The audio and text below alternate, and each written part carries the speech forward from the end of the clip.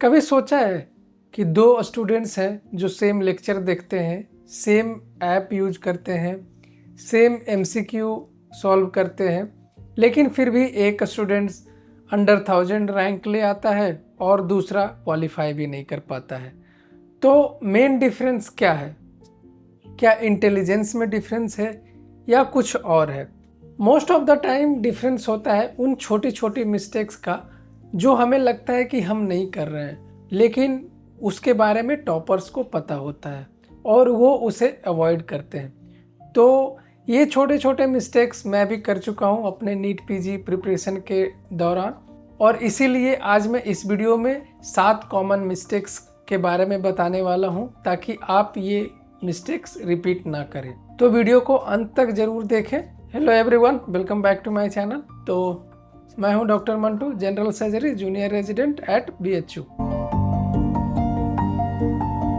बहुत सारे स्टूडेंट्स सुबह उठकर सोचते हैं कि उन्हें पढ़ना क्या है, लेकिन वो डिसाइड नहीं कर पाते हैं और उसमें 1 से 2 घंटा बस ऐसे ही वेस्ट कर देते हैं। लेकिन आपको क्या करना है? ये गलती नहीं करना है। आपको अपने अगले दिन का प्लानिंग सोने से पहले करना है। आपको आधा घंटा उस पर टाइम देना है कि अगले दिन मुझे क्या शुरू करना है और क्या ख़त्म करना है। ठीक है?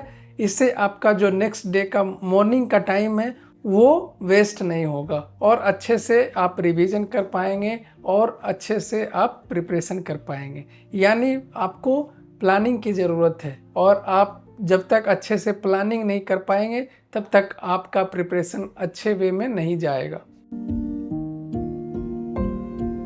कभी कभी आपको लगता होगा कि आज मैंने पूरा दिन अच्छे से पढ़ाई किया है, लेकिन जब आप रात को सोते टाइम सोचते होगे कि आज मैंने क्या क्या पढ़ा, तब आपको पता चलता होगा कि मैंने बस 3 से 4 लेक्चर्स देखे और थोड़ी सी नोट्स रिवाइज किया, और आपको गिल्ट होने लगता है कि यार मेरा दिन प्रोडक्टिव नहीं रहा है। तो आपको दिन भर तो प्रोडक्टिव फील होगा, लेकिन जब आप सोचेंगे कि आज का दिन कैसा रहा, तब आपको गिल्ट होना शुरू होता है। तो इससे बचने के लिए आपको हमेशा साथ में MCQ करना है, और जो भी टारगेट आपने जो टू डू लिस्ट बनाया है उसे पूरा करने का कोशिश करें, तभी जाके आपको रात में गिल्ट नहीं होगा। और रिवीजन अच्छे से करना है। रिवीजन जब तक आप अच्छे से नहीं करेंगे और अपना जो टू डू लिस्ट बनाए हैं उसे आप कंप्लीट नहीं करेंगे, तब तक आपको कॉन्फिडेंस नहीं आएगा, और कॉन्फिडेंस बहुत मैटर करता है। कॉन्फिडेंस आएगा तभी आपको पढ़ने में भी मन लगेगा और आपका नंबर भी इम्प्रूव होगा। कभी आपके साथ ऐसा हुआ होगा कि आप जो सोर्स यूज कर रहे हैं उससे कोई सब्जेक्ट चाहे कितनी भी बार पढ़ ले आपको समझ में नहीं आता है। तो होता क्या है कि आप दोस्तों से पूछते हो तो वो बताता है कि टेलीग्राम से वीडियो डाउनलोड कर लो या PDF डाउनलोड कर लो, या दूसरे रिसोर्सेज के बारे में बताता है। अगर आपको समझ में नहीं आ रहा है तो आप दूसरे रिसोर्स के पीछे भागते हैं। तो आपको ऐसा नहीं करना है। एक बार से नहीं, आपको 2 बार पढ़ना है। अगर 2 बार से भी समझ में नहीं आ रहा है तो तीसरी बार पढ़े। ठीक है? आपको ज़रूर समझ में आएगा। और अगर नहीं समझ में आ रहा है तो जो भी टीचर से आप पढ़ रहे हैं, जो भी सोर्स आप यूज कर रहे हैं, उनका फेसबुक चैनल, यूट्यूब चैनल कुछ भी होता है, तो वहाँ पे आप उनसे डाउट पूछ सकते हैं। ठीक है? तो रिसोर्स होपिंग नहीं करना है। जो भी पढ़ना है एक सोर्स से पढ़ना है।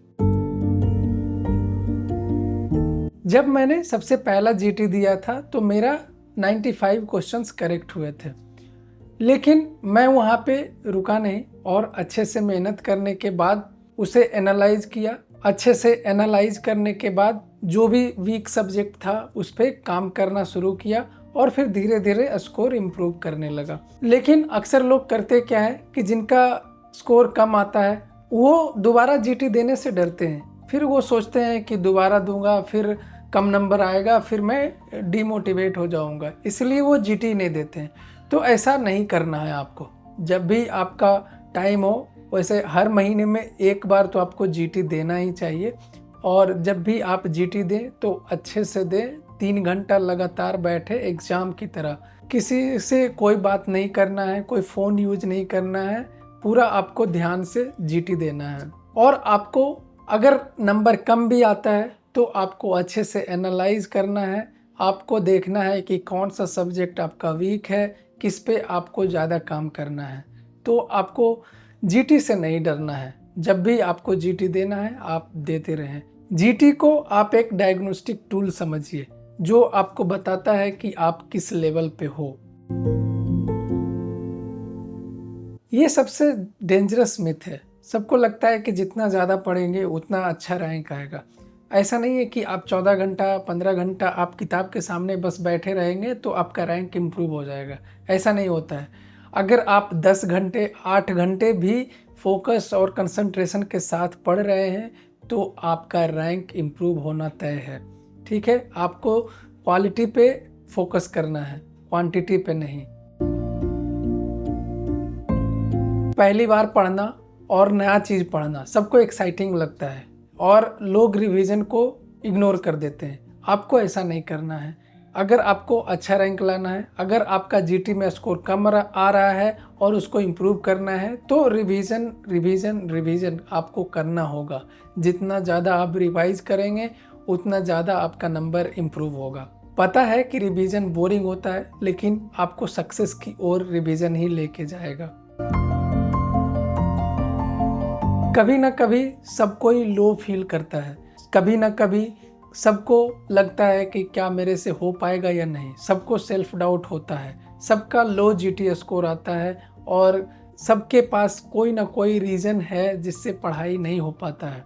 लेकिन टॉपर्स या जो अच्छे रैंकर्स होते हैं वो सबको इग्नोर करके अपना जर्नी पे फोकस करते हैं और एक अच्छा रैंक लेके आते हैं। तो आप अगर नीट पीजी का प्रिपरेशन कर रहे हैं या INI-CET का प्रिपरेशन कर रहे हैं तो आप अपना जर्नी में फोकस्ड रहिए, कंसंट्रेट करके पढ़ाई करिए और अपने मंजिल को पाने के लिए आपको जो भी सैक्रिफाइस करना है वो करिए, लेकिन आपको एक सीट लेना है। और अक्सर ऐसा होता है कि जब एग्ज़ाम नज़दीक आता है तो लोग गिव अप कर देते हैं। आपको ऐसा गिव अप नहीं करना है, आपको पूरा एग्ज़ाम देना है क्योंकि जो आपके साथ होना है आपको उस 3 घंटे में होगा और वो पहले से डिसाइडेड है कि क्या होने वाला है। तो आप अपना बस काम करिए, आप अपना बेस्ट वो 3 घंटे में दीजिए और देखिए आपके साथ अच्छा होगा। तो अगर आप अपने मिस्टेक्स को ऑनेस्टली आइडेंटिफाई कर लोगे और उसको अवॉइड करोगे तो ऑब्वियस सी बात है कि सिलेक्शन होना है। ठीक है, सब कुछ ऐड करने की ज़रूरत नहीं होती है। आपको जो अवॉइड करना है और जो मिस्टेक्स है उसे डिलीट करना होता है, ना कि सब कुछ ऐड करने से अच्छा हो। ऐसा कभी नहीं है कि आप सब कुछ ऐड करते जाएंगे तो आपके साथ अच्छा होगा। कभी कभी आपको कुछ चीज़ें आपको हटाना होता है, कुछ चीज़ें आपको डिलीट करना होता है, तब आपके साथ अच्छा होता है। तो अगर आपको ये वीडियो पसंद आया तो प्लीज़ वीडियो को लाइक करें और मेरे चैनल पे अगर नए हैं तो आप मेरे चैनल को सब्सक्राइब कर दें। Thank you.